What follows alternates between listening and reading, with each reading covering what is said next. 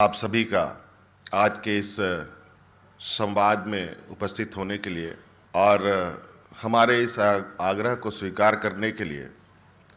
बहुत बहुत आभार प्रकट करते हुए आप सब लोगों को नववर्ष की शुभकामनाएं देते हुए अपनी ओर से जोहार करता हूं। जैसे कि आप सब लोगों ने अपनी वक्ताओं में कहा कि ये एक ऐसा अवसर है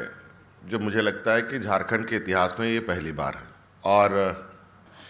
ये हमारे लिए बहुत सौभाग्य की बात है। और यहाँ बहुत सारे सीनियर लोग हैं और बहुत सारे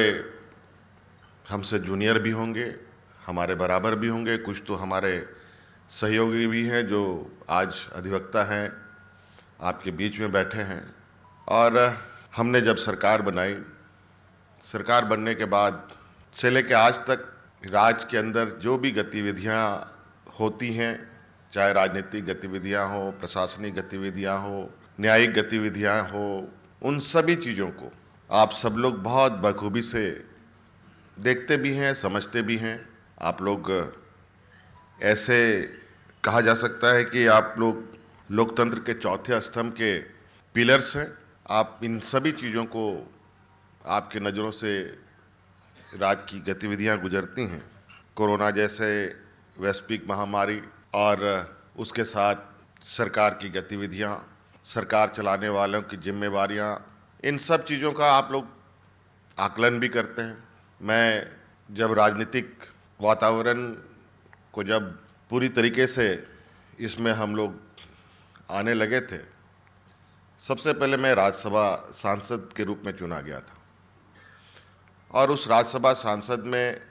मैं सबसे कम उम्र का राज्यसभा सांसद था। जब मैं पहली बार सदन में गया तो वहाँ ऐसे ऐसे विद्वान सांसद उपस्थित थे, मुझे समझ में नहीं आ रहा था कि ये लगता है कि मैं गलत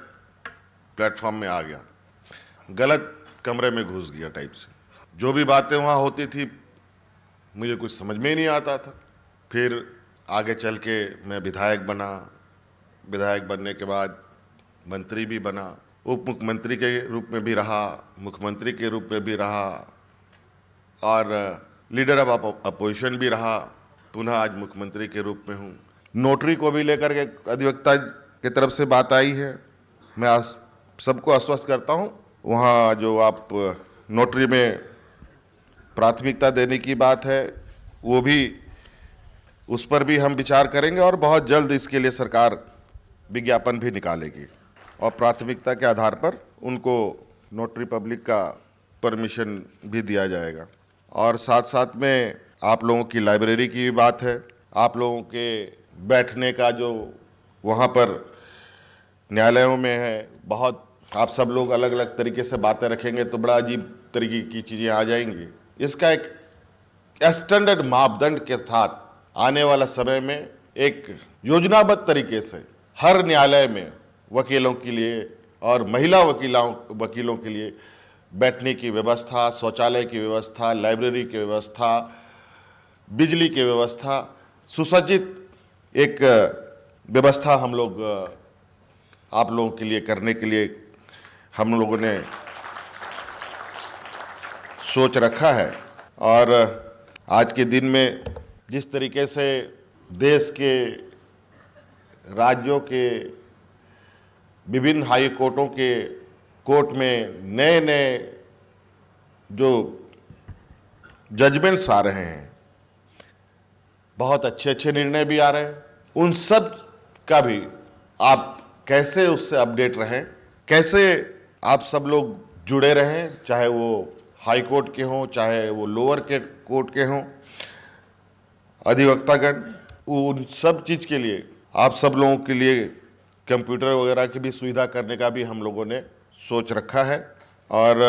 अगर आप आर्थिक रूप से सुरक्षित नहीं हैं, आपको आगे बढ़ने के लिए जो आपको प्रशिक्षण के लिए आपको आवश्यकता है, उसके लिए भी हम लोग मतलब कहा जाए कि पूरे आपके एक एक करके, जो अभी अजीत साहब ने कहा है कि जो भी आपके ज़िले की समस्या है वो आप हमारे ऑफिस में दें, तो एक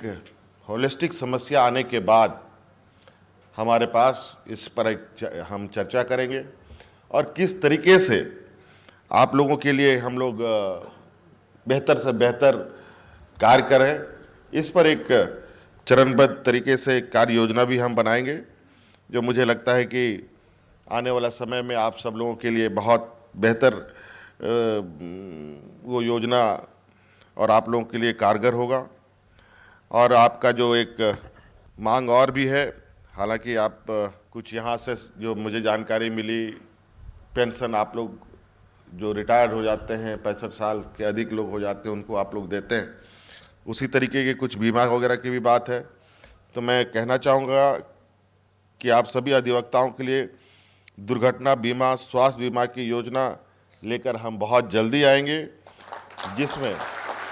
जिसमें आप और आपके परिवार सभी लोग प्रतिवर्ष 5 लाख रुपए तक की राशि खर्च करने की आपको ये मिलेगी। और दुर्घटना के भी स्थिति में, हालांकि अभी तक तो हम लोग कुछ लोगों को ऐसे दुर्घटना ये पर आपदा ये के माध्यम से देते ही हैं, लेकिन इस संदर्भ में अभी तक मैं जो हो सकता है कल इस पर और चर्चा करते हुए कुछ और रास्ता निकले, तो फिलहाल मैं आपको यह आश्वस्त करना चाहूँगा कि दुर्घटना की स्थिति में 5 लाख तक की सहायता राशि निश्चित रूप से सरकार आपको दे, इस पर हम लोग काम करेंगे। और जो मुझे बताया गया है, यहाँ पर अधिवक्ता संघ कल्याण कोष से 65-60 से अधिक उम्र वाले को जो रिटायर हो जाते हैं उनको पेंशन दी जाती है। मैं इस मंच से घोषणा करना चाहूँगा कि जितनी पेंशन की राशि वेलफेयर ट्रस्ट के द्वारा प्रदान की जाती है, उसी के बराबर की राशि सरकार भी उस कोष में योगदान स्वरूप देने का काम करेगी। और